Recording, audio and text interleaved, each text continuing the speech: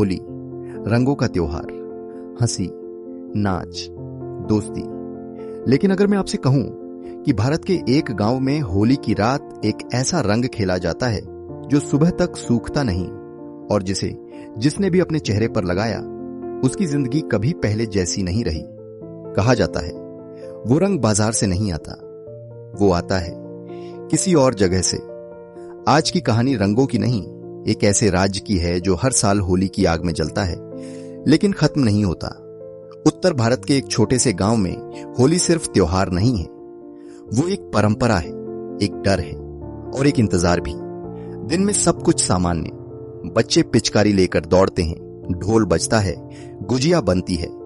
लेकिन जैसे ही सूरज ढलता है, गांव के बड़े लोग एक खास जगह इकट्ठा होते हैं, पुराने पीपल के पेड़ के पास जहां होली का दहन होता है। कहते हैं वहीं से कहानी शुरू होती है।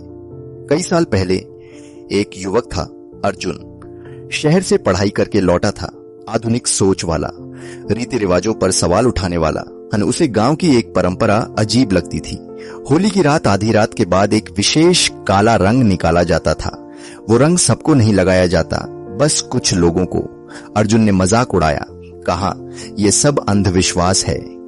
उस रात उसने जबरदस्ती वो रंग अपने चेहरे पर लगा लिया।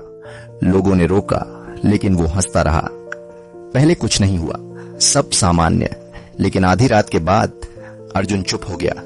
उसकी आंखें अजीब तरह से स्थिर हो गईं। वो आग की तरफ देखता रहा और फिर धीरे से बोला, ये रंग हमारा नहीं है। लोगों ने सोचा मजाक है, लेकिन उसकी आवाज बदल चुकी थी, गहरी, अनजान, जैसे कोई और बोल रहा हो। अगली सुबह अर्जुन के चेहरे से रंग नहीं उतरा। पानी, साबुन, रगड़, कुछ काम नहीं आया। तीसरे दिन तक वो घर से बाहर निकलना बंद कर चुका था। कहता था कोई उसे बुला रहा है, पीपल के पेड़ के पास जहां होलिका जली थी। शहर के डॉक्टर बुलाए गए। उन्होंने कहा पोस्ट फेस्टिवल साइकोसिस, कभी कभी अत्यधिक उत्तेजना दिमाग पर असर डालती है।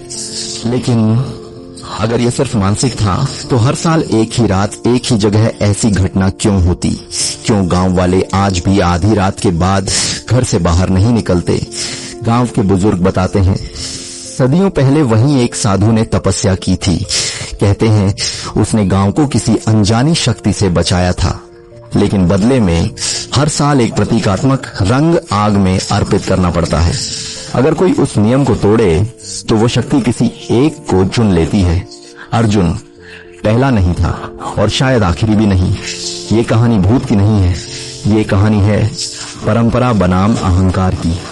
कभी कभी हम जिसे अंधविश्वास समझते हैं वो शायद किसी पुराने समझौते का हिस्सा होता है। और होली सिर्फ रंगों का त्योहार नहीं है, कभी कभी वो सीमाओं का त्योहार भी होता है। अगली बार जब आप होली खेलें और कोई आपको रंग लगाए तो एक पल के लिए सोचिए, क्या हर रंग सिर्फ रंग होता है या कुछ रंग किसी और कहानी से आते हैं? अगर आपको ऐसी भारतीय रहस्यमयी कहानियां पसंद हैं तो वीडियो को लाइक करें और चैनल को सब्सक्राइब करें, क्योंकि अगली कहानी शायद आपके त्योहार से जुड़ी हो।